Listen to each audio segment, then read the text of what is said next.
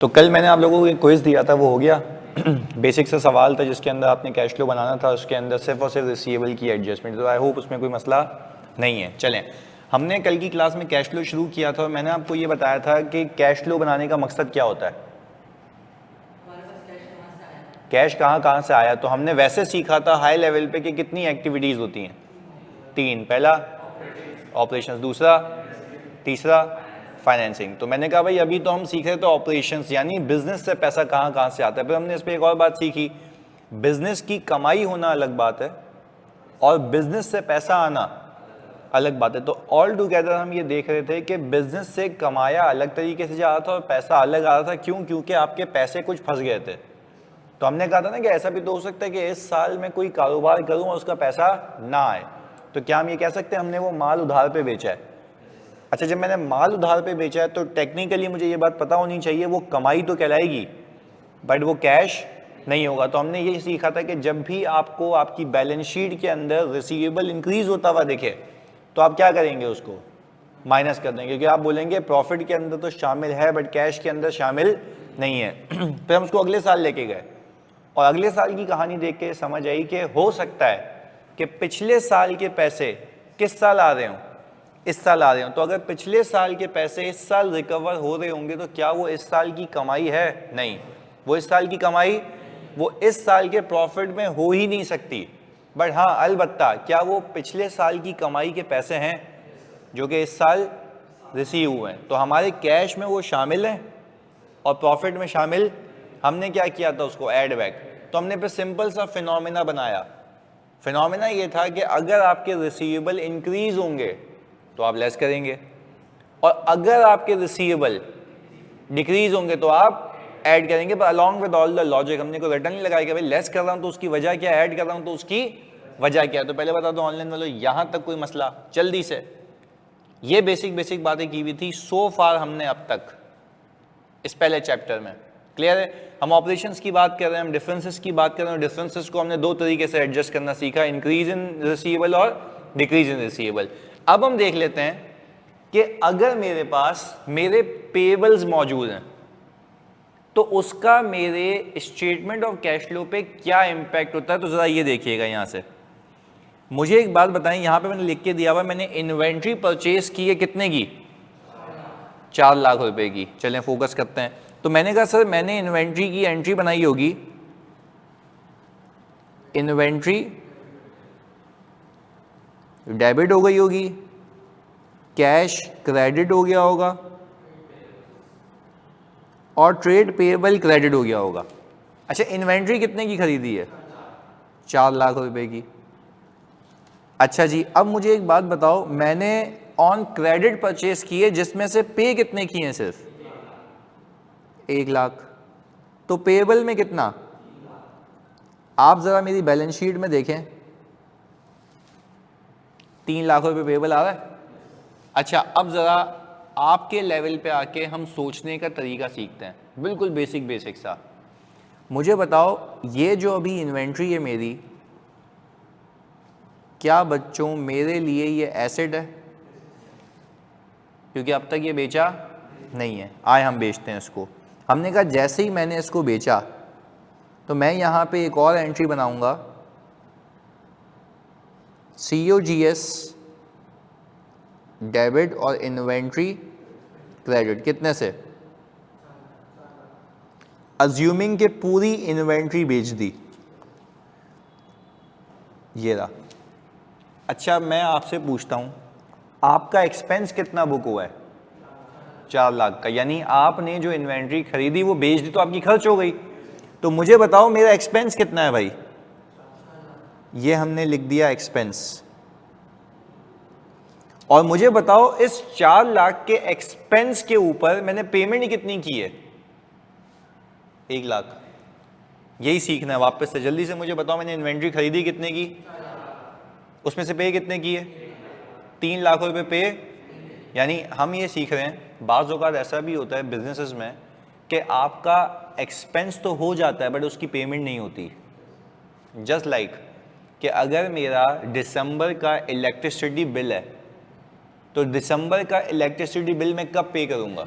जनवरी में। तो वो एक्सपेंस किस साल का है? दिसंबर वाले महीने का है, पिछले महीने का है, पे कब करूँगा? तो क्या ऐसा हो सकता है कि एक्सपेंस किसी साल का और पेमेंट किसी साल में हो रही हो? यस। तो ये भी तो यही अक्कासी कर रहा है, ये भी तो यही अक्कासी है कि हम ये यहाँ पे देख रहे हैं कि अगर मैं ये देखूँ यहाँ पे वाज़े तौर पे, तो मैंने 4 लाख रुपए की इन्वेंट्री खर्च की है। ऑब्वियसली इसको बेचा भी, बेचेंगे भी, इसको एंट्री बनाते हैं सेल की, पर मैं ये तुम्हें सिखाना चाह रहा हूँ कि मैंने अभी कितने की इन्वेंट्री सेल की है, तो मेरा एक्सपेंस कितना हो गया? 4 लाख। अब इससे कमाऊंगा वो अलग चीज़ है, वो देखते हैं, पर क्या आप ये मानते हैं आपके प्रॉफिट में से 4 लाख माइनस हो चुका है?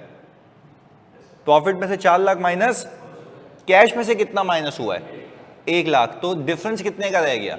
यानी आप ये कह रहे हैं प्रॉफिट में से 3 लाख 4 लाख माइनस हुआ है और कैश में से कितना माइनस नहीं हुआ? क्योंकि फिर आपको ये पीछे कॉन्सेप्ट पता होना चाहिए ना कि कुछ अखराजात ऐसे होते हैं जिनको मैं क्रेडिट पे करता हूं, उधार पे करता हूं, तो क्या वो एक्सपेंस नहीं होते? होते हैं, बट उसका कोई कैश आउटफ्लो नहीं होता। तो यही पहले हमने बात समझी। अब देखो मैंने नीचे क्या लिखा है, सोल्ड इंटायर इन्वेंट्री, जो वो 4 लाख की थी, कितने की बेची है? 9 लाख रुपए की। तो अब देखिएगा, सही है। तो हमने ये कहा कि हमने यहां पे कैश डेबिट किया, ट्रेड रिसीवेबल डेबिट किया और सेल्स। अच्छा अब देखें, पूरी इन्वेंट्री मैंने 9 लाख रुपए की उठा के बेच दी, तो मैंने सेल कितने से बुक की? अच्छा, out of which 100,000 is receivable. 1 lakh रुपए क्या कह रहा है? रिसीवेबल है। तो चलिए मुझे एक बात बताएं, मैंने यहां पे 1 लाख रुपए डाल दिया, तो कैश कितना आ गया? अच्छा अब मैं आपसे पूछता हूं, आपके प्रॉफिट एंड लॉस के अंदर जो आपने कमाया है, वो कमाए कितने हैं? 9 लाख। अब मुझे आप सोच के बताएंगे सारे बच्चे, ये जो 9 लाख रुपए की कमाई है, क्या इस 9 लाख के 9 लाख मेरी जेब में आ गए या कुछ आना बाकी है? कितने? 1 लाख। तो वो तो हमने कल सीखा था कि कमाना अलग बात है, पैसा आना। आज एक नई चीज सीख रहे हैं, एक्सपेंस होना अलग बात है, पे होना। एक्सपेंस कितना दिख रहा है? 4 लाख का। बस इस 4 लाख के अगेंस्ट में आपकी पेमेंट सिर्फ कितनी हुई थी? 1 लाख की। तो मुझे ये अभी तो 2-3 चीजें पता है कि जो डिफरेंसेस हैं ऑनलाइन। तो जल्दी बताओ, यहां तक बात समझ आती है? जल्दी से सारे बच्चे, हसान, वामिक, मोमिना, मुजम्मिल, जल्दी सारे बच्चे क्लियर है? ओके बेहतरीन है। तो अब हम बनाते हैं इसी चीज को मद्देनजर रखते हुए स्टेटमेंट ऑफ कैश फ्लो। आ जाए जी। हमने कहा हम यहां पे आ गए और हमने कहा कि सर अगर ये सूरत हाल हो तो स्टेटमेंट ऑफ कैश फ्लो कैसा दिखेगा। मैंने सबसे पहले कहां से शुरू किया? प्रॉफिट से। मैंने अपने कंपनी के ओनर को ये बता दिया कि भाई हमारा जो प्रॉफिट है वो कितना है?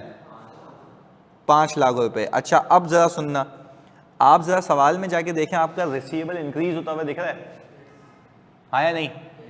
अच्छा, रिसीवेबल इंक्रीज होने का मतलब क्या है, जल्दी बताओ? सेल हो गई और कैश नहीं आया। एग्रीड है? तो आप मुझे बखूबी बता सकते हैं क्या इस प्रॉफिट के अंदर सेल का इंपैक्ट पूरा शामिल है? यस। पर क्या कैश का इंपैक्ट पूरा शामिल है? नो, क्योंकि जो कमाया वो कुछ पैसे में रियलाइज नहीं हुआ। तो आप मुझे बताते हैं कि मेरे पास जो मेरा इंक्रीज इन रिसीवेबल है वो कितना है? क्या करूं उसको? क्योंकि ये वो कमाई है, कमाई तो है बट पैसे में रियलाइज। तो मैंने बोला कि भाई इसको हटाओ, कंपनी के ओनर को बता दो भाई ये कमाई तो है बट पैसे नहीं आया, इसके हटा दो। अब एक और चीज, फिर मैंने कहा कि मेरा पेएबल इंक्रीज हो रहा है। पेएबल कितने से इंक्रीज हो रहा है? अच्छा अब आप देखें, पेएबल के इंक्रीज होने का मतलब ये है, हम यहां पे लिखते हैं एक्सपेंस हो गया लेकिन पेमेंट नहीं हुई। यही है ना? एक्सपेंस हो गया लेकिन पेमेंट नहीं हुई। तो आप मुझे बताते हैं कि क्या ये 4 लाख रुपए मेरे एक्सपेंस के तौर पे प्रॉफिट में से माइनस हुए हुए? क्योंकि अगर मुझे ये देखना है कि मैंने वो जो 9 लाख रुपए कमाए थे उस पे अखराजात कितने किए थे, आपने बोला 4 लाख के, तो अखराजात तो हैं पे होना ना होना वो अलग बात है। तो आप मुझे बताते हैं कि अगर मेरा पेएबल इंक्रीज हो रहा है तो इसका मतलब ये है कि 3 लाख रुपए का ऐसा एक्सपेंस है जो एक्सपेंस तो हो गया बट पे नहीं हुआ। तो क्या ये एक्सपेंस में से माइनस हुआ है? यस। पर कैश में से माइनस, तो हम क्या करेंगे, हम यहां पे आएंगे और हम कहेंगे इंक्रीज इन पेएबल कितने से, इन तीनों को नेट करो कितना आता है, 7 लाख रुपए। ऐसा है, हम कह रहे हैं ये है कैश फ्रॉम ऑपरेशंस। अच्छा, अब जरा मैं ऊपर जाता हूं और मैं इन दोनों का अगर डिफरेंस लूं, इन दोनों का डिफरेंस कितना आता है, 7 लाख रुपए। यानी ये बात बता रहा है कि आपके इस साल पैसे कितने आए हैं, 7 लाख रुपए। अच्छा मुझे एक बात बताओ, आपका प्रॉफिट कितना है? आप तो बोलेंगे सर प्रॉफिट तो कम है, कैश ज्यादा कैसे हो सकता है? 2 वजह हैं। देखो प्रॉफिट कितना आ रहा है मेरा, 5 लाख। इसको यूं ब्रेक करते हैं, मुझे बताओ इस 9 लाख के भी 2 हिस्से थे, हमें करना नहीं है एग्जाम में, बस समझने के लिए। वेरी गुड, 100,000 और इसमें से कितने पैसे नहीं आए? मैंने हटा दिए, ये रहे। तो कमाई तो है, कैश नहीं है। चलो, क्या ये एक्सपेंस है? यस। मुझे आप बताएं इस पूरे एक्सपेंस में से कितना पे हो चुका है? 1 लाख पे हो चुका है। नॉट पेड कितना है? 3 लाख। तो मैंने यही तो किया, मैंने कहा ये जो अखराजात आपको देख रहे हैं 4 लाख रुपए के, इसमें से 1 लाख रुपए तो पे हो चुका है, 3 लाख रुपए पे। तो जो 3 लाख रुपए पे नहीं हुआ वो नीचे कैश में से माइनस हुआ ही नहीं है, और मैं अपने प्रॉफिट को किससे रिकंसाइल कर रहा हूं? कैश से। तो मुझे बताओ कैश में से क्या ये 3 लाख माइनस हुआ है, या ये स्टिल पेएबल है? पेएबल है। मैंने इसको क्या किया, एड बैक कर दिया। तो कहने का मतलब ये है, आज के बाद अगर आपको एग्जाम में या रियल लाइफ में कैश फ्लो बनाने को मिले, आप शुरू कहां से करेंगे? प्रॉफिट से। अब मैं एक एक करके पूछता हूं, जल्दी से बताओ, क्या इस प्रॉफिट के अंदर 9 लाख रुपए की सेल का इंपैक्ट है? यस, बिल्कुल है। क्या इस प्रॉफिट के अंदर 4 लाख रुपए की कॉस्ट ऑफ सेल्स है? अब मैं आपसे पूछता हूं, क्या इस 9 लाख रुपए के 9 लाख रुपए रिसीव हो चुके हैं या एक बार आना बाकी है? मैंने हटा दिए। क्लियर है? चलें, जो 4 लाख रुपए का एक्सपेंस हुआ है, क्या पूरे पैसे जा चुके हैं या 3 लाख जाना बाकी है? मैंने ऐड बैक कर दिया। तो पता है इससे अल्टीमेटली हुआ क्या है? इससे अल्टीमेटली हुआ ये, इन दोनों को अगर नेट करो तो नेट कितना बन जाएगा? 1 लाख। इन दोनों को अगर नेट करो तो नेट कितना बन जाएगा? 8 लाख। तो टेक्निकली यूं कहें, सेल से कितने पैसे आए? 8 लाख। जो खर्च किए वो कितने किए कैश की टर्म्स में?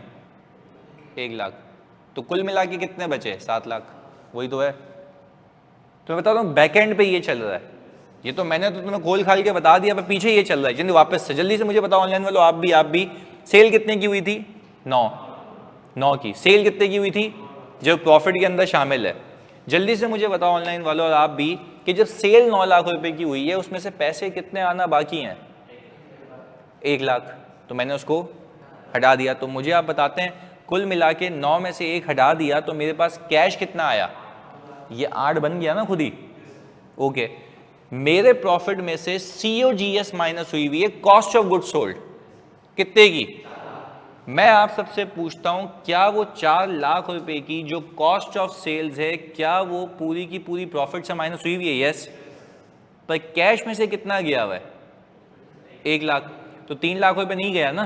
तो आप ये कैसे पता लगा सकते हैं कि 3 लाख रुपए भी पे होना बाकी है? पेएबल का इंक्रीज। तो जितने से आपका पेएबल इंक्रीज हो रहा है उसका मतलब ये है, उसका मीनिंग ये है कि ये वो एक्सपेंस है जो एक्सपेंस के तौर पे बुक तो हो चुका है, पे नहीं हुआ। तो क्या मैं उसको ऐड बैक कर दूंगा? यस। तो मैंने ये कहा ना, देखो 4 लाख रुपए प्रॉफिट से माइनस हुए तो मैंने कहा इसमें 3 लाख तो भी जाना बाकी है। तो जैसे ही मैंने 3 लाख ऐड किया तो वो 1 लाख के कैश पेमेंट में कन्वर्ट हो गया। तो अगर नेगेटिव 4 लाख को मैं 3 लाख पॉजिटिव से नेट करूंगा तो नेगेटिव कितना बचेगा? 1 लाख। तो इसको यूं समझें, इसकी बेहतरीन समरी बताता हूं। ऑपरेशंस करके सेल से पैसा कितना आया है?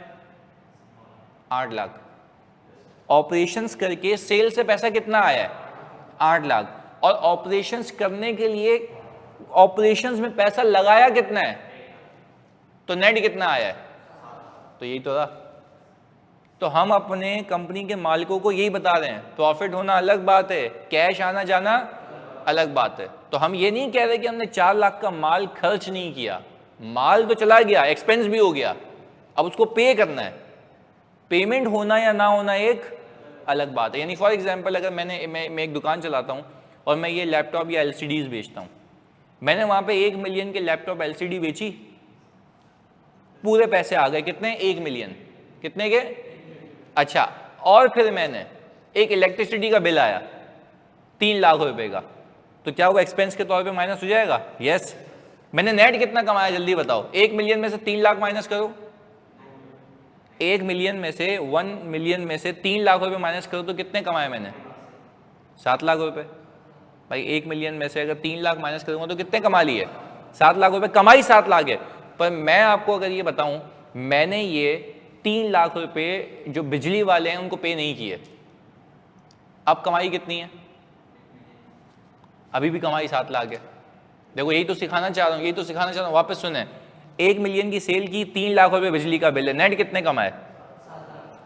मैंने बिजली का बिल पे नहीं किया तब भी कितने कमाए? कमाई 7 लाख की है। कोई ये नहीं कह सकता आपने कमाया नहीं है, कमाया तो 7 लाख की है ना। पे करूं या ना करूं वो एक अलग बात है, ये तो ऑब्लिगेशन है। अब एक घर में रहता हूं जो रेंट पे है, तो हर साल जो हर महीने का मेरा रेंट आता है, तो क्या वो मेरा एक्सपेंस नहीं है? है। अब पे करूं या, वो एक अलग बात है। यहां पे भी तो यही है कि जब मैंने ये कहा कि जो मेरा बिजली का बिल है, वो बिजली का बिल मेरा 3 लाख रुपए आया, तो मैंने कहा मैंने कमाए 1 मिलियन, उसमें से 3 लाख बिजली का बिल माइनस किया, नेट कितने कमाए? 7 लाख। और फिर मुझे याद आया कि यार मैंने 3 लाख रुपए तो पे ही नहीं किए, तो क्या मैं ये कहूंगा मेरी कमाई 7 लाख नहीं है? कमाई 7 लाख है, पर मैं आपसे पूछूं मेरे पास कैश कितना होना चाहिए? 1 मिलियन। 1 मिलियन क्यों? वेरी गुड, पे नहीं किया। तो आप मुझे एक बात बताओ, तो मैं भी तो यही करूंगा ना, जब प्रॉफिट से शुरू करूंगा, प्रॉफिट कितना होगा? 7 लाख। उसमें मैं 3 लाख रुपए क्या कर दूंगा? ऐड बैक कर दूंगा, ये बताने के लिए कि ये अखराजात ऐसे हैं जो अब तक पे, तो कैश तो मौजूद है ना। तो पहले बताओ प्रॉफिट और कैश में फर्क समझ आता है? भाई यही इस पे फोकस कर रहे थे। ऑनलाइन में तो जल्दी बता दो, अब समझ आती है बात। दो अलग अलग चीजें, मैंने एक्सपेंस को अलग रखा है, प्रॉफिटेबिलिटी को अलग रखा हुआ है, कैश को अलग रखा हुआ है। जल्दी बताओ। मोमिना कह रही है ऑल ओके हो गया सर, बेहतरीन हो गया। चलें इसको अच्छे से कॉपी करें, इस वाली इलस्ट्रेशन को। तो मैं अगली बार इसको मूव करूं इसी सिनेरियो को जल्दी से।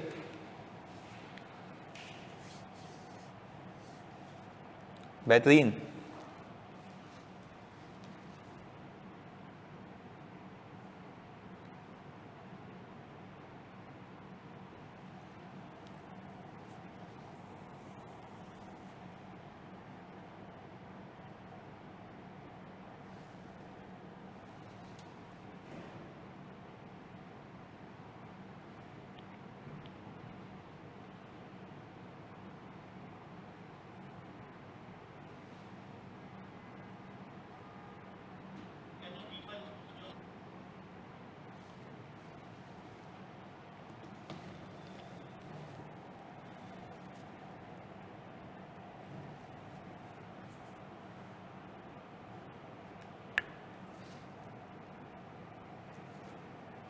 हाँ जी, स्क्रॉल करूं?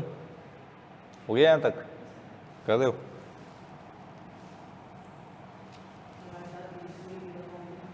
वीक में हमारी क्लास होगी 5 दिन फिलहाल।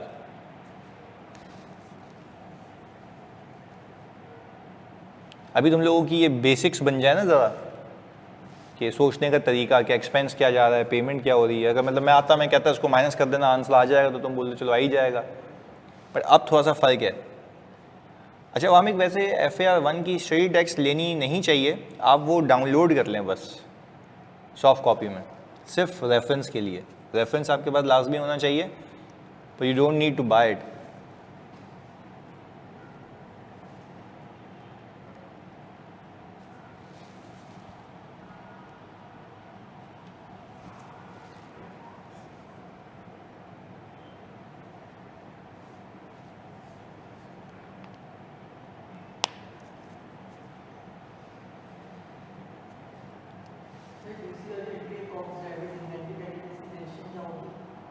इसकी अच्छा, वैसे हम मतलब FAR 1 लेवल पे नरेशन वगैरह नहीं लिखते, पर इसको सोल इन्वेंट्री वर्थ ₹400,000 बस यही होगी। पर वैसे FAR 1 लेवल पे, अब आगे CA के लेवल पे आप ये भूल जाए, नरेशन वरेशन किसी काम की नहीं होती। सही है। Normal you need to do accounting, you need to understand accounting.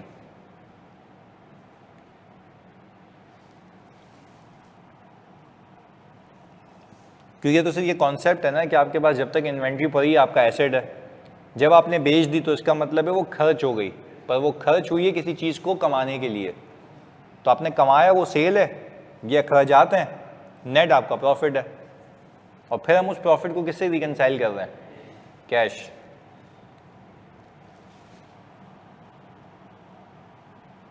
ये हो गया था ना बैलेंस शीट कॉपी, ये लाजमी करें।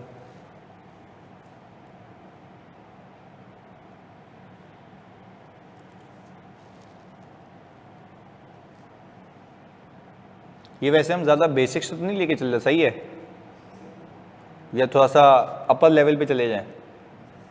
सही है, बेसिक बेसिक सही है। हाँ जी, मुजम्मिल, वामिक, सारे बच्चों ये बताओ, क्या ये बेसिक बेसिक सही है या फिर थोड़ा सा फ्लाइट होना पड़ेगा? मुझे बहुत सारे बच्चों ने मैसेज यही करके कहा था कि सही है कि हमें यहाँ से शुरू से समझ आता है, ज़ीरो से। बिल्कुल सही है, चलो बेहतरीन है।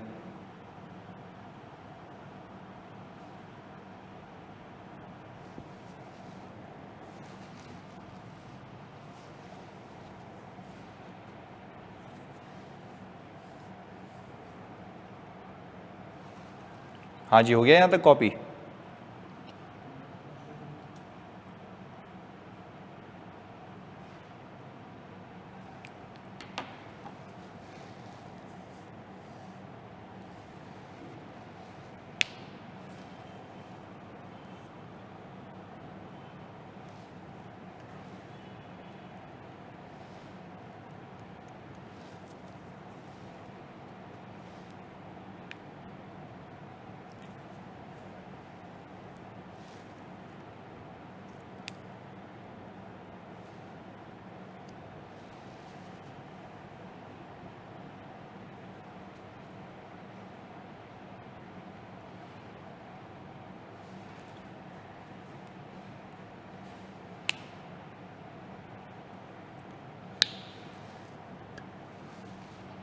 हो गया। चलो अब ज़रा देख लेते हैं इसके आगे का हिसाब किताब। अच्छा देखो, जहाँ आपने अभी कॉपी किया ना, देखो 2027 ख़त्म हुआ था ना, 2027 में जल्दी बताओ कैश कितना है मेरे पास? 4.5 मिलियन। ट्रेड रिसीवेबल कितना है? 1 लाख। ट्रेड पेबल कितना है? देखो मैंने कंपैरेटिव में वही रखा है, और फिर मैंने ये वाला साल शुरू कर दिया। एग्रीड? चलें ओके, अब इसकी एक एक करके एंट्री बता दें। मैं फिर बता रहा हूँ, 27 वाला हमने क्लोज किया, आप ही ने अभी बनाया। इस साल अभी हम खुद आए, देखिएगा। मुझे जल्दी से बताओ, आप बताओगे एंट्री वाइज बताओगे, मैंने इस साल जो इन्वेंट्री परचेज की है वो कितनी की है? अच्छा, क्या पूरी की पूरी कैश पे की है? Yes sir. तो हमने यहाँ पे एक एंट्री बनाई होगी, इन्वेंट्री डेबिट और कैश क्रेडिट, कितने से?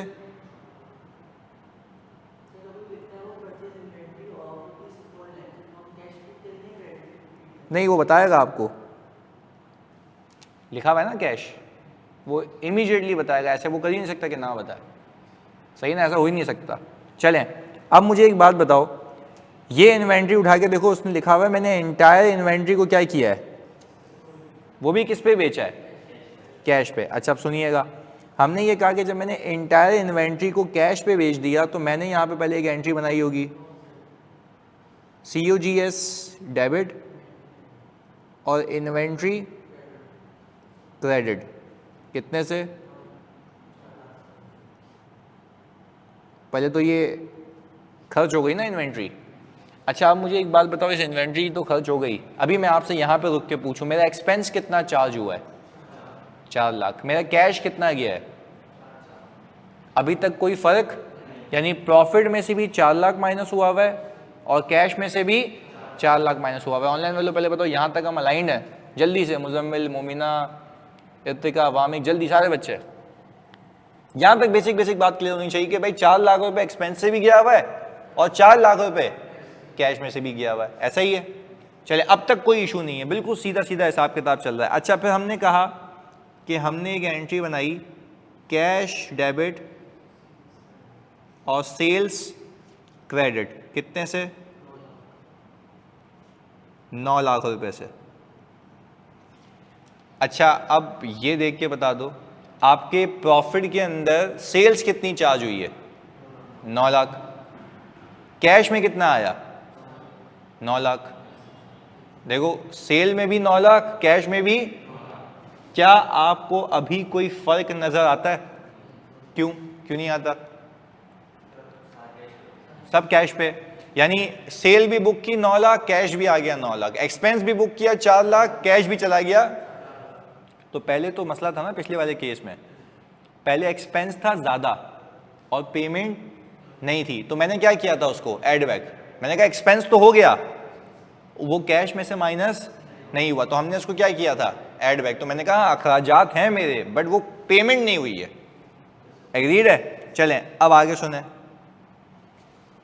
अब हमने कहा recovered entire receivable of last year. Last year का रिसीवेबल कितना था? 1 लाख। अच्छा, इसकी मैंने एंट्री क्या बनाई होगी बच्चों? कैश और ट्रेड रिसीवेबल क्रेडिट, कितने से? 1 लाख रुपए से।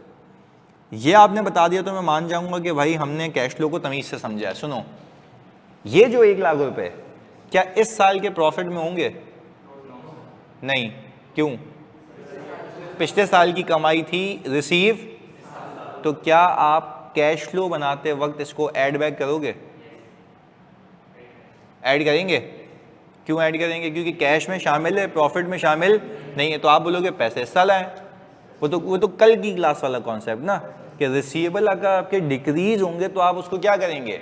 Add back. और उसके पीछे की लॉजिक है कि मेरे प्रॉफिट के अंदर ये पैसे शामिल जबकि कैश में शामिल है, क्योंकि profit and loss for the year का बनता है और फॉर द ईयर में ये पैसे तो आ गए बट कमाई किस साल की थी? तो जब पिछले साल मैंने इसको कमाया था और पैसे नहीं आए थे, मैंने इसको माइनस किया था। इस साल जब पैसे आ गए तो मैं इसको ऐड बैक कर रहा हूं क्योंकि इस साल की कमाई में वो शामिल नहीं है। चलो, ये तो यहां तक बात समझ आ गई। अब आगे देखते हैं। हमने कहा मैंने लास्ट ईयर पेबल कितना था मेरा? 3 लाख। लास्ट ईयर का पेबल कितना था? 3 लाख रुपए। आप मुझे एक बात बताएं, मैंने वो इस साल क्या किया है? 2 लाख रुपए की हद तक सेटल किया है। तो अब मैं यहां पे सोच के बताना आंसर। मैंने पहले यहां पे एक एंट्री बनानी है, ट्रेड पेएबल डेबिट और कैश क्रेडिट, कितने से? 2 लाख रुपए से। अच्छा, मुझे आप जरा यहां पे ये सोच के बताते हैं जानी कि ये जो 2 लाख रुपए है क्या इस साल का एक्सपेंस है? पिछले साल का है? पक्की बात है? हाँ भाई देखो, वामिक आप भी बताओ, मुमिना आप भी बताओ, सारे बच्चे बताओ। ये बच्चे कह रहे हैं कि सर ये एक्सपेंस पिछले साल का है। पिछले साल का था, पे कब हो रहा है? तो क्या ये इस साल के एक्सपेंस में शामिल नहीं है? नहीं है। तो क्या कैश में से माइनस हुआ हुआ है? हुआ हुआ है। तो कहने का मतलब यह है कि अब ट्रेड पेएबल जो आपका डिक्रीज हो रहा है, इसका मतलब यह है कि आपने पिछले साल के एक्सपेंस की पेमेंट इस साल की है जो इस साल के एक्सपेंस में शामिल नहीं है। मैं वैसे आपको बताऊं, आपने बता दिया तो गेम ही खत्म है। यहाँ पे मुझे बता दो इस साल का एक्सपेंस कितना है? 4 लाख रुपए। इस साल का एक्सपेंस कितना है? और वो कैश में से जा चुका है। हम ये कह रहे हैं इस साल के एक्सपेंस तो हो के कैश में चला भी गया और हम कह रहे हैं मजीद कैश में से और माइनस हुआ है जो इस साल के एक्सपेंस का पार्ट, क्योंकि वो एक्सपेंस किस साल का था? तो पिछले साल का जब वो एक्सपेंस था तो हमने ऐड बैक कर दिया था। जब आज पे कर रहा हूं तो लेस कर दूंगा क्योंकि वो इस साल के प्रॉफिट में उसका इंपैक्ट शामिल नहीं है। तो हम ये थीम बनाते हैं ना कि जब भी मेरे पेएबल इंक्रीज होंगे मैं ऐड करूंगा। क्लियर है? ऑनलाइन वाले जल्दी बताओ, बात समझ आती है? जब भी मेरे पेएबल इंक्रीज होंगे मैं क्या करूंगा? ऐड करूंगा। उसके पीछे लॉजिक है ना, जब भी मेरे पेएबल इंक्रीज होंगे तो मैं ऐड उसको इसलिए करता हूं क्योंकि वो एक्सपेंस तो हो जाता है, पे नहीं होता। तो एक्सपेंस को जीरो करने के लिए मैं ऐड बैक कर देता हूं। अच्छा, और अगर मेरे पेएबल डिक्रीज होंगे तो इसका क्या मतलब है कि पिछले साल का एक्सपेंस की पेमेंट जो कि इस साल के एक्सपेंस में शामिल नहीं है, तो मैं लेस कर दूंगा। तो पहले मेरे बच्चों बता दो, ऑनलाइन वालों सारे बच्चे, वामिक, हसन, मोमिना, सारे बच्चे बता दो कि ये बात लॉजिकली समझ आती है। Very good Natasha, very good Wamiq, बेहतरीन। तो भाई क्लियर है लॉजिकली? चलें ओके। अब हमने कहा कि सर अब हम बनाते हैं statement of cash flow and you guys will help me draw it. आ जाओ। हमने कहा मैंने शुरू किया कहां से, और वो कितना है? अच्छा, आप कह रहे हैं डिक्रीज इन रिसीवेबल कितना? 1 लाख। ऐड करूं लेस करूं?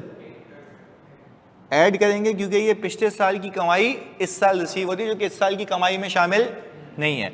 अच्छा, आपके पेएबल इंक्रीज हो रहे हैं डिक्रीज हो रहे हैं? डिक्रीज हो रहे हैं। अच्छा, तो इसका क्या मतलब है? पिछले साल के एक्सपेंस की पेमेंट इस साल हो रही है, जो इस साल के एक्सपेंस में शामिल और होनी भी नहीं चाहिए। अखराजात किस साल के थे? पे कब हो रहे हैं? माइनस कब करूंगा? इस साल, क्योंकि इस साल के एक्सपेंस में उसका इम्पैक्ट कैश में है। चलें, तो हमने ये कहा कि आप यहां पे डिक्रीज इन पेबल्स कितना आ गया? 2 लाख रुपए। लेस कर दें? अच्छा, ये तीनों को अगर नेट कर दूं तो 4 लाख रुपए आता है। इस 4 लाख रुपए को आप क्या कहेंगे? Cash from operations. चलो भाई, बेहतरीन हो गया। अगर हमने सही किया है तो इसका मतलब ये है कि बैलेंस शीट का चेंज भी इतना होना चाहिए। 4 लाख रुपए मैच होता है? तो आप यही तो बता रहे हो कि इस साल पैसा कितना आया है? 4 लाख रुपए। और आपको ये भी बता दिया आपने अपने शेयर होल्डर को, कंपनी के मालिक को, कि 5 लाख की कमाई थी, इतने पैसे और आए और इतने पैसे मैंने और दे दिए, तो नेट कैश का सौदा इतने पे। क्लियर है? जल्दी कॉपी करो उसको, डिक्रीज इन पेएबल को।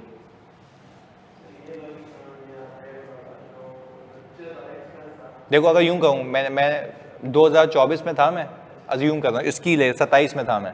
27 में मेरा इलेक्ट्रिसिटी का बिल आया 3 लाख रुपए। सही है? एक्सपेंस बुक किया होगा लास्ट ईयर, और पे तो आपने ऐड बैक कर दिया था। आपने बोला पैसे जाना अभी बाकी हैं। आप आ गए 2027 में, इस साल, बल्कि 28 में। आपको इलेक्ट्रिसिटी वाला बोल रहा भाई पैसे दे वरना बिजली काट देंगे। तो हमने ये कहा कि हाँ यार पैसे ले लो। तो जब मैंने उसको पैसे दिए तो मैंने एंट्री क्या बनाई होगी? लायबिलिटी डेबिट और कैश एक्सपेंस कहीं दिख रहा है? तो यानी इसका, इस जो 2 लाख रुपए मैंने सेटल किए हैं, इसका प्रॉफिट एंड लॉस में कोई इंपैक्ट नहीं है। तो ये प्रॉफिट से कुछ माइनस ही नहीं हुआ ना, क्योंकि ये एक्सपेंस किस साल का था? पे कब हो रहा है? तो हम ये कह रहे हैं ये 2 लाख रुपए ऐसी चीज है जो प्रॉफिट में से माइनस, कैश में से माइनस, तो हम भी क्या कर रहे हैं? माइनस कर रहे हैं। क्लियर है? तो तभी तो मैं अगेन एंड अगेन कह रहा हूं कि पिछले साल का एक्सपेंस कब सेटल हो रहा है? जिसका इस साल के एक्सपेंस पे कोई इंपैक्ट नहीं है। क्लियर है? Cash flow although it's technical, but आप अगर समझ के पढ़े ना तो बड़ा मजे का है। बिल्कुल सिंपल सिंपल लॉजिक से इसकी, अगर आपकी अकाउंटिंग पक्की है। अच्छा, ये बेसिकली बनता भी अक्रूवल प्री पेमेंट्स के कॉन्सेप्ट से। आपने किया ना अक्रूवल प्री पेमेंट? तो मैंने लास्ट ईयर यही तो किया, पहले एक्सपेंस का अक्रूवल बुक किया, पे कब कर रहा हूं? इस साल। ये वही तो है कि अक्रूवल बुक किया। अक्रूवल का मतलब है जो एक्सपेंस है उस साल बुक करो, और जब पे करना है तब पे करो। तो कैश फ्लो बनाया तो इसलिए जाता है कि अखराजात और कैश की मूवमेंट को अलग अलग रखा जाए। एक्सपेंस होना अलग बात है, पे होना अलग बात है। तो that's what we are tracking. यही तो हिसाब किताब कर रहे हैं। हाँ जी, स्क्रॉल डाउन करूं?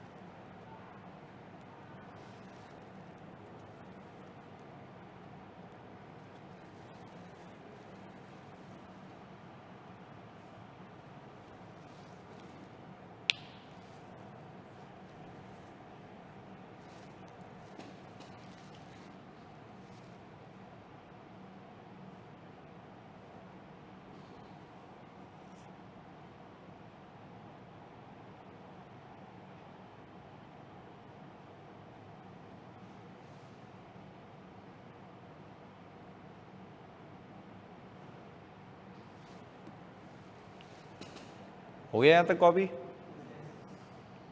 अब इस पे आ जाए।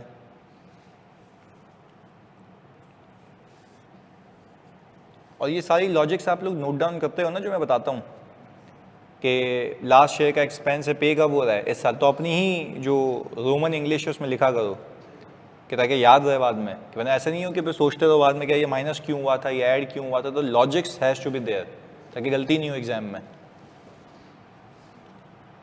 हाँ जी बच्चों आगे चलें। ओके, अब आ जाते हैं एक सवाल के ऊपर। ये रहा आपकी स्क्रीन पे एक सवाल, जल्दी से मुझे करके बताओ कि इसमें आपका कैश फ्लो फ्रॉम ऑपरेशन कितना आता है। अब ये सवाल आहिस्ता आहिस्ता इंक्रीज होता जाएगा और एक पेज पे पहुंच जाएगा एज एंड व्हेन हम आगे जाते रहेंगे।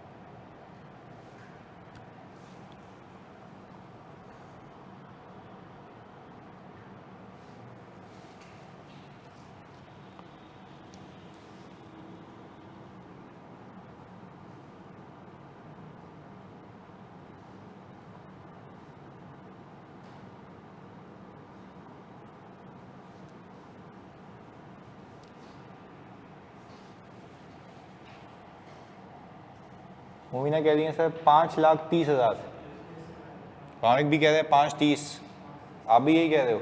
चलें, तो हमने बेसिकली शुरुआत कहाँ से की? प्रॉफिट है हमारा कितने का भाई? 5 लाख रुपए का, एग्रीड। अच्छा, फिर हमें ये बात पता है कि प्रॉफिट का होना अलग बात है, कैश आना जाना अलग बात है। तो हम फिर देखेंगे बैलेंस शीट में जाके रिसीवेबल को। अच्छा, रिसीवेबल मेरा डिक्रीज हो रहा है, इसका क्या मतलब है? डिक्रीज इन, पूरा बोलेंगे। डिक्रीज इन रिसीवेबल का मतलब ये है कि पिछले साल की कमाई के पैसे इस साल आ रहे हैं, जो कि इस साल की कमाई का पार्ट जबकि कैश का पार्ट है। तो कितने से मैं इसमें ऐड करूं? 1 लाख रुपए। चलें, तो हमने यहाँ पे 1 लाख रुपए ऐड कर दिए। 1,30,000, हाँ, क्योंकि वो 4,20 और 5,50 का फर्क है ना। ओके, अच्छा, ट्रेड पेएबल कम हो रहे हैं, तो इसका मतलब है आपने पिछले साल के एक्सपेंस के पैसे, जबकि इस साल तो एक्सपेंस है ही नहीं, तो प्रॉफिट में से कुछ भी माइनस, जबकि कैश में से माइनस हुआ हुआ है। तो हम ये कह रहे हैं भाई ये सेटलमेंट ऑफ ऑब्लिगेशन है। चलें, तो हमने कहा कि अब यहाँ पे आपने कहा डिक्रीज इन पेबल्स कितना हो गया भाई? 1 लाख है ना ये तो, और ये कितना आ गया? 5,30,000। अच्छा, इसको हम क्या नाम दे देंगे? Cash from operations. यहां तक क्लैरिटी है? अच्छा, आपको कैसे पता ये सही है? तो इनको भी माइनस करूंगा तो तब भी आंसर कितना आता है? तो हमें ये भी तो ये बता रहा है कि इस साल पैसा कितना आया है, 5,30,000, एग्रीड है, इसमें कोई मसला अब तक सो फार आसान है।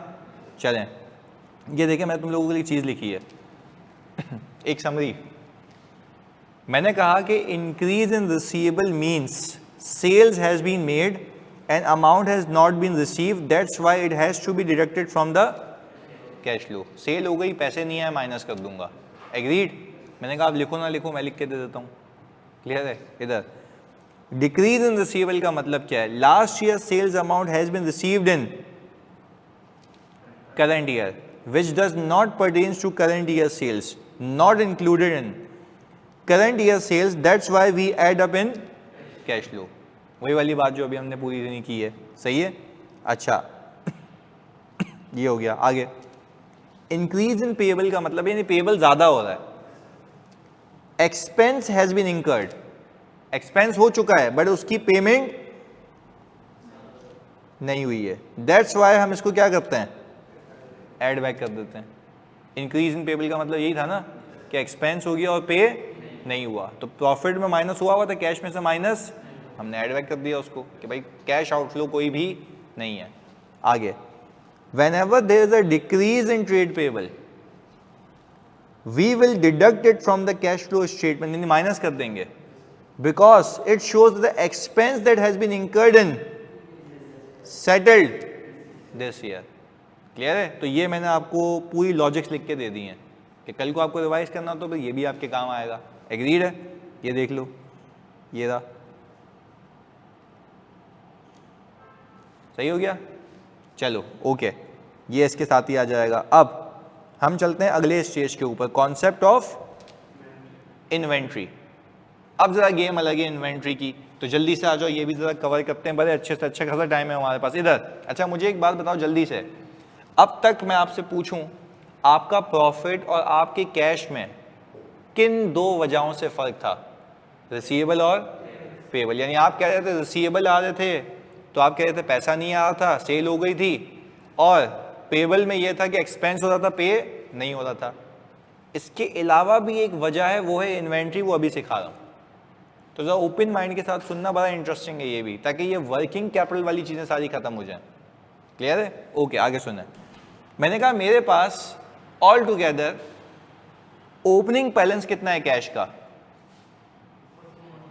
4 यानी मेरे पास जो कैश बैलेंस पड़ा हुआ है वो कितना है, 4.9 मिलियन। यानी भाई मेरे पास कैश बैलेंस जो मैंने साल खत्म किया था वो देखो ये रहा, 4.9 था, तो मैंने बाकी सारी चीज़ें हटा दी आसानी के लिए, सही है। 4.9 पे हमने शुरू किया था।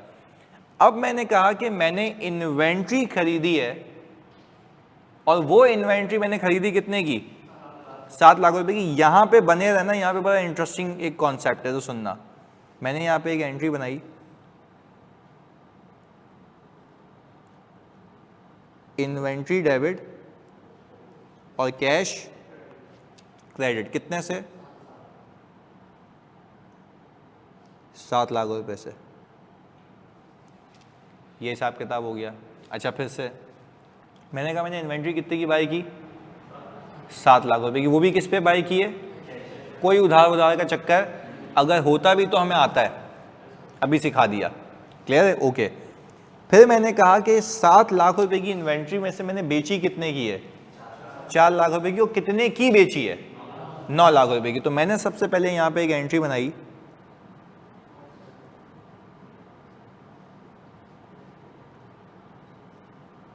कितने से, 4 लाख रुपए से। अच्छा आप एक चीज़ नोट करें, हमने पीछे जितने भी मैंने आपको कॉन्सेप्ट दिए उसमें मैं जितनी इन्वेंट्री खरीद रहा था उतनी ही बेच रहा था, जितनी खरीद रहा था उतनी ही। अब मैंने गेम उलट कर दी है, अब मैं कह रहा हूं कि मैं खरीद ज़्यादा रहा हूं और बेच कम रहा हूं। पहले बताओ बात समझ आती है, एक नॉर्मल बात। ऑनलाइन वालों प्लीज़ कंफर्मेशन दे दो, मुजम्मिल, वामिक, मुमिना, महक, जल्दी सारे बच्चे। क्लियर है। बेसिक बात है ना, फर्क समझ आया ना कि पिछले केसेस में क्या फर्क है और इस वाले केस में क्या फर्क है। तो पहले वाले केसेस में जितनी खरीदी उतनी बेच दी, अब क्या कर रहे हैं, ज्यादा खरीद रहे हैं और बेच। इसका भी कैश फ्लो पे इंपैक्ट होगा, जरा अभी बताता हूं, अभी देख के समझ आएगा। इधर सेल कितने की बुक करूं, कैश डेबिट और सेल्स क्रेडिट 9 लाख रुपए से। ये आ गया आपके पास हिसाब किताब। अच्छा मैं यहां पे एक चीज लिख रहा हूं, वो पे आप बाद में कॉपी कीजिएगा। इन्वेंट्री परचेज, अभी आएगा, 1 मिनट। अच्छा यहाँ अभी भी नहीं आया, आ गया। अच्छा, इन्वेंट्री परचेज फॉर रुपीज, एक मिनट में आएगा, फॉर रुपीज 700,000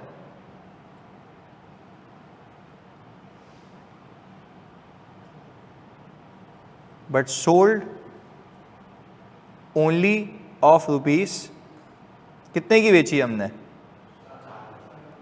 4 लाख। ये अब आना चाहिए, ये रहा, सही है। इन्वेंट्री हमने परचेज की 7 लाख रुपए की, पर बेची कितने की है? सिर्फ, यानी इसमें से 4 लाख का माल बेचा है। अच्छा, अब यहां पे लिखते हैं दिस मीन्स कैश ज्यादा यूज किया और एक्सपेंस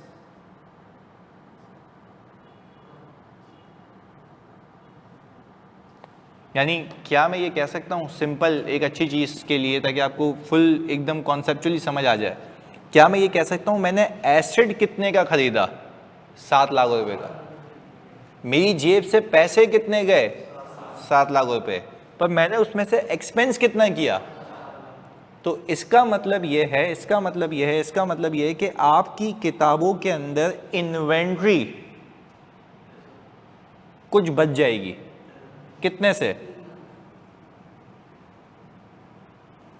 अच्छा, क्या मैं ये कह सकता हूं आप लोगों की नॉर्मल जबान में कि जब भी मैं देखूं कि मैंने इन्वेंट्री खरीदी ज्यादा, इन्वेंट्री, तो इसका मतलब ये है कि मेरा कैश गया ज्यादा, और मैं ये कहूं उसमें से कुछ इन्वेंट्री बेच दी, तो एक्सपेंस हुआ कम। क्योंकि देखो, आप ये कहोगे ना कि भाई 7 लाख रुपए की इन्वेंट्री में से एक्सपेंस कितना बना है? 3 लाख रुपए अभी भी एक्सपेंस, क्योंकि वो तो मेरा ही है ना, मैंने अभी उसको बेचा ही नहीं है। तो क्या हम ये कह सकते हैं कि हमने जो कैश अखराजात किए हैं वो कितने के किए हैं? 7 लाख रुपए, पर उसमें से यूज कितनी कर ली? कितनी बच गई?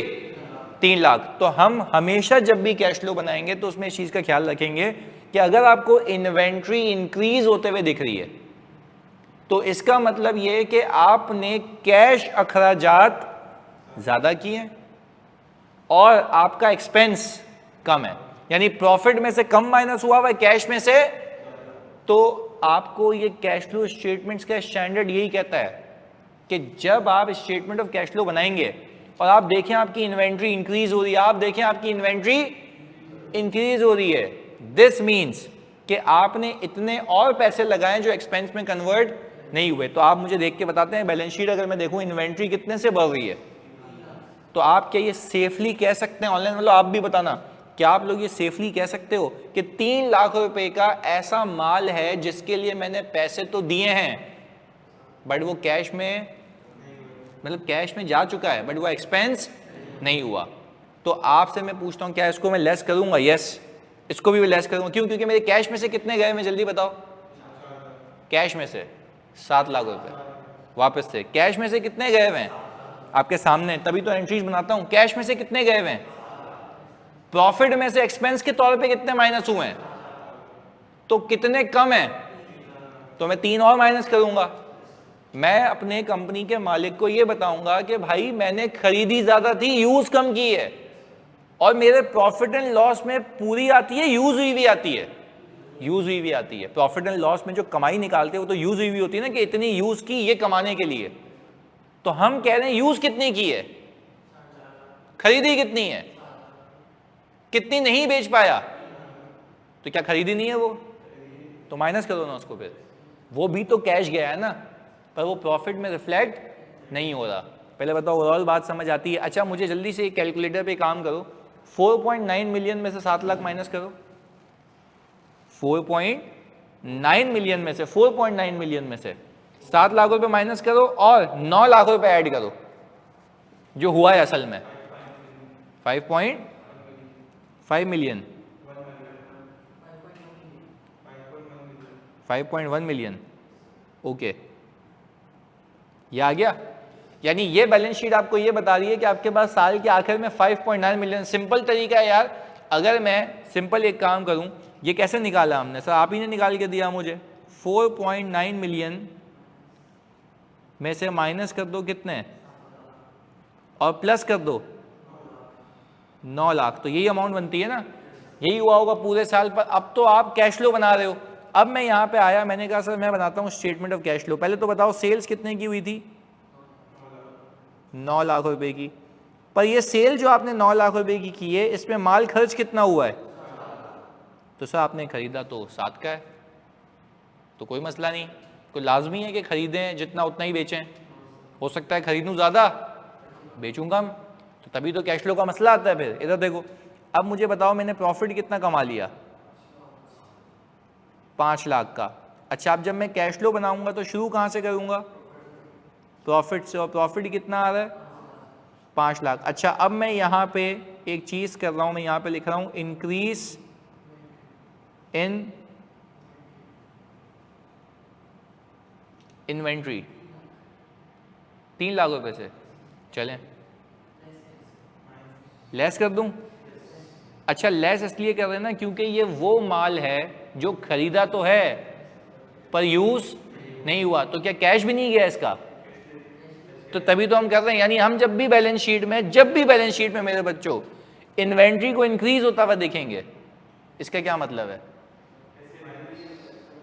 इसका ये मतलब है कि पैसे दे चुके हैं पर वो माल बिका तो एक्सपेंस के तौर पे बुक भी नहीं हुआ, तो कैश आउटफ्लो तो हो चुका है ना। चलें, तो मुझे बताएं कितना आ गया ये? हमने यहाँ पे लिख दिया, ये आ गया हमारे पास कैश फ्रॉम ऑपरेशंस। हाँ जी, पहले बताओ बात समझ आती है? अच्छा, अब मैं अगर देखूं तो मेरे पास ओपनिंग और क्लोजिंग का डिफरेंस भी देखो कितना आ रहा होगा, 2 लाख रुपए आ रहा है। यानी ये हालात वाकयात ये बता रहे हैं कि इस साल आप लोगों के पास कितने पैसे आए? 2 लाख रुपए, जबकि प्रॉफिट कितना दिख रहा है? 5 लाख रुपए। तो आप अपने अपने मालिक को यही तो बता रहे हो, भाई 5 लाख तो कमाए पर मैंने ऑल टुगेदर 3 लाख रुपए का जायद माल खरीदा है जो कि इस साल यूज, अबे यूज हो जाता तो COGS में आ जाता और फिर सेल भी बढ़ जाती, जो कि इस साल हुआ नहीं है। तो पहले बता दो ऑनलाइन वाले बच्चों, नताशा, मुमिना, मुजम्मिल, महक, सारे बच्चे, क्या लॉजिकली बात समझ आती है कि वाई इंक्रीज इन इन्वेंट्री हम लेस करते हैं? सिंपल लॉजिक है, खरीदा ज्यादा बेचा कम। तो जब खरीदा ज्यादा तो पैसे गए ज्यादा, बेचा कम तो COGS कम वो कोई। तो मुझे तो यहाँ पे कैश फ्लो बनाना है ना। तो आज के बाद जब आप बैलेंस शीट में देखेंगे और बैलेंस शीट में आपको इन्वेंट्री इंक्रीज होते हुए दिखे, जल्दी से बताओ इसका क्या मतलब है? हाँ, मतलब यूं करते हैं, कैश पे कर दिया है, खरीदा ज्यादा है पर उसको यूज तो एक्सपेंस के तौर पे वो पार्क नहीं हुआ बल्कि कैश जा चुका है, तो मैं और माइनस करूँगा, बोलूँगा भाई ये और गया है। सिंपल जबान में 5 लाख रुपए कमाए पर इस 5 लाख रुपए कमाई के बावजूद भी मैंने और मजीद इन्वेंट्री खरीद ली है जो एसेट के तौर पे पड़ी हुई और यूज नहीं हुई है। तो पहले बताओ बात समझ आती है? जल्दी से कॉपी कर लो उसको अच्छे से।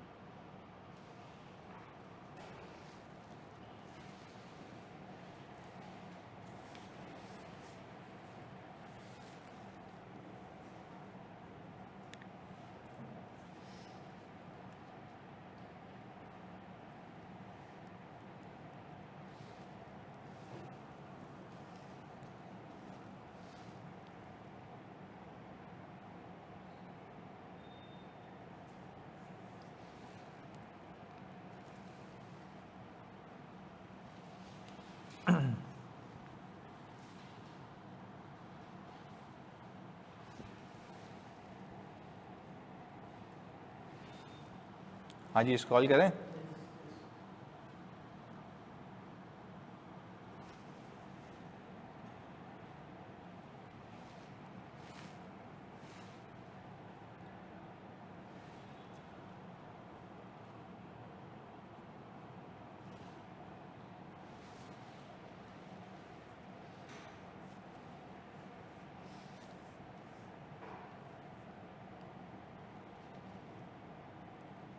कल मेरी क्लास, हाँ कल भी है, कल बिल्कुल है।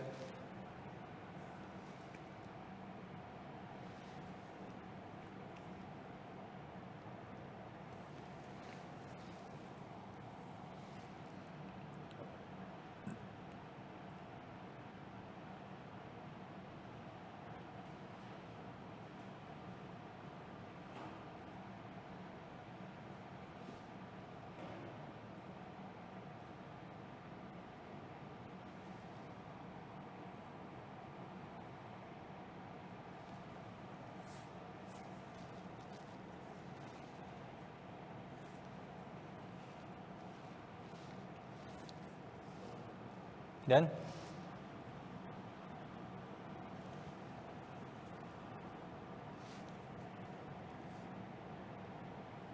क्लासेस की टाइमिंग थोड़ी सी लेट, या असल में मैं जाता हूँ उसके बाद ऑफिस, तो मैं पहले 12:30-1 बजे तक सारी क्लासेस मुझे क्लोज़ करनी होती हैं। तो बल्कि यार तुम लोगों को तो पीआरसी में आदत होनी चाहिए जल्दी उठने की, आते नहीं थे पीआरसी में जल्दी, फिर अब क्या हो गया है, सुस्ती हो गई है। If you want to become a CA and a successful CA, you need a discipline. मेरा तो खाली वो ऑफिस का मसला होता है कि मुझे पहुंचना होता है वहाँ पे, मतलब पहुंचने की ऐसी कंपल्जन तो नहीं है, बट ये कि टाइम अच्छा लगाना होता है ना, ताकि मज़ा आए काम में, तो इसलिए मतलब आई थिंक आप अगर सुबह, मेरा अपना व्यू है, अगर आप सुबह क्लासेस लेके फ्री हो जाए तो आपके पास पूरा दिन होता है अपनी तैयारी करने का।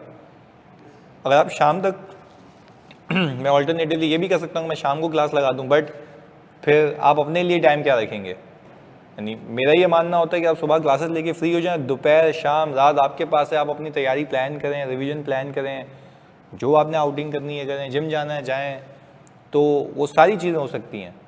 But if you keep on taking classes till night, अब तुम जैसे मेरे ऑडिट के बैच है ना, तो वो तो बच्चे ऑल ओवर पाकिस्तान सिर्फ आते ही ऑडिट के लिए ना मेरे पास, तो उनको मैं रात को बुलाता हूँ आते हैं, दिन को बुलाता हूँ आते हैं, पर उनकी भी रूटीन अपने हिसाब से ख़राब होती है। आप तो मेरे ख्याल से डिसिप्लिन रहें कि आपको तो पूरा दिन चाहिए पढ़ाई के लिए, क्योंकि आपका एक सब्जेक्ट तो नहीं है, आई थिंक एक से ज़्यादा ही हैं, सभी मैनेज करने हैं। उसके बाद पता नहीं, आई थिंक कोई डेटा की क्लास, कोई टेक्स्ट की क्लास ऐसी चलती रहेंगी, तो क्या उसका ख्याल रखना पड़ेगा आपने। चलें, मुझे बताओ कि ये बात समझ आ गई कैश फ्लो वाली? ओके, जल्दी से मुझे ये सवाल करके दिखा दो, इसमें अब तक के सारे कॉन्सेप्ट्स हैं।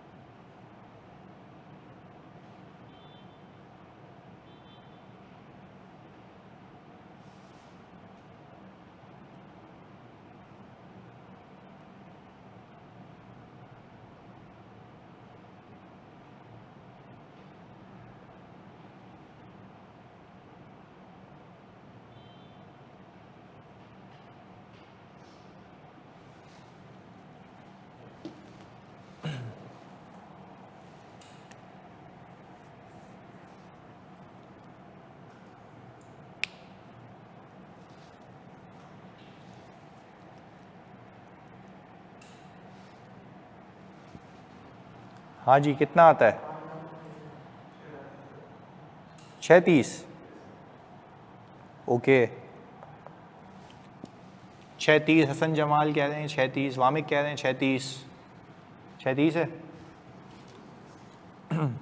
चलें, हम आ गए स्टेटमेंट ऑफ कैश फ्लोज पे। अच्छा, जल्दी से मुझे बता दो प्रॉफिट कितना शुरू करेंगे जानी? 830, ये आ गया। अच्छा भाई, फिर हम देखें, अगर सबसे पहले मेरे पास रिसीवेबल आ रहा है, इंक्रीज हो रहा है डिक्रीज हो रहा है? अच्छा, आपने कहा कि आपका अगर रिसीवेबल इंक्रीज इन रिसीवेबल है तो आप कह रहे हैं मैं लेस कर दूंगा क्योंकि ये सेल तो हो चुकी है बट पैसे रिसीव नहीं हुए, तो आप एक काम ये करेंगे, कितने माइनस करेंगे, 1 लाख, ये 1 लाख रुपए लेस हो गए। क्लियर है? अच्छा, अब हमने कहा कि भाई आपके पास इंक्रीज इन इन्वेंट्री है, तो आप ये कहेंगे कि सर मैंने 2 लाख रुपए का माल है जो खरीदा है, जबकि यूज तो वो कैश में से तो माइनस हुआ भाई है, तो हमने कहा कि सर मैं 2 लाख रुपए और माइनस कर दूं। अच्छा, फिर ट्रेड पेएबल मेरा इंक्रीज हो रहा है, इसका मतलब है एक्सपेंस हो चुका है और पेमेंट नहीं हुई है, तो हमने यहां पे इंक्रीज इन पेबल्स। अच्छा, इंक्रीज इन पेबल कितना आ गया, 1 लाख, तो क्या मैं इसको ऐड बैक कर दूं? अच्छा, ऐड बैक करने की लॉजिक ये है कि ये पैसे मेरी जेब से अभी गए जबकि एक्सपेंस हो चुका है, तो मैंने बोला भाई ये तो ऐड बैक करो ना, एक्सपेंस हुआ मैं मानता हूँ, बस के पेमेंट नहीं गई है, तो उसको इम्पैक्ट 0 करो। कितना आता है ये, 6,30,000। अच्छा, जैसे ही मैंने बच्चों ये 6,30,000 मैंने किया तो मैंने इसको क्या नाम दे दिया, कैश फ्रॉम ऑपरेशंस। चलें, ये हिसाब किताब हो गया कैश फ्रॉम ऑपरेशंस का।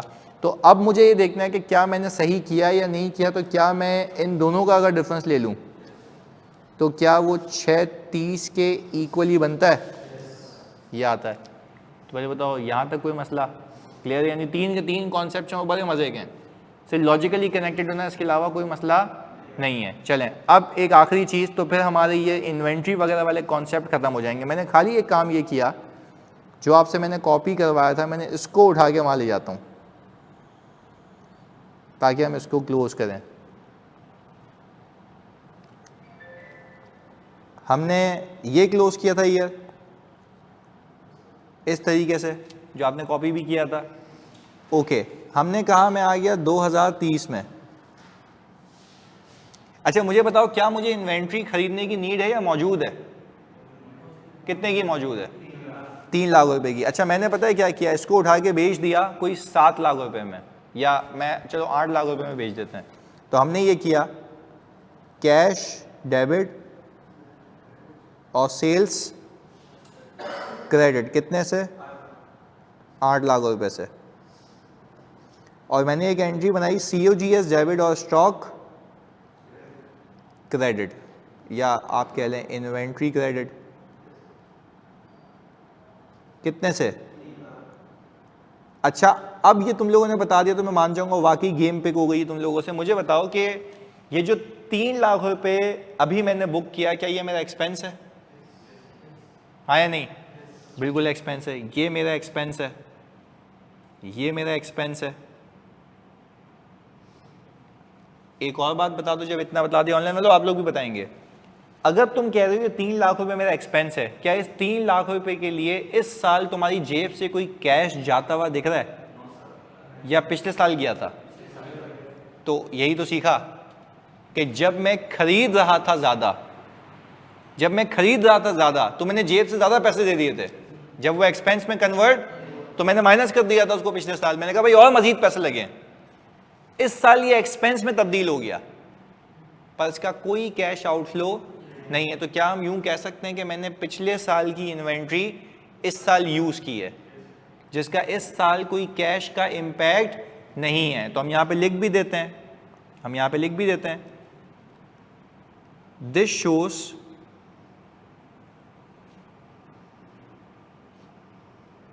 that we used last year inventory in current year, and it does not have any impact on cash.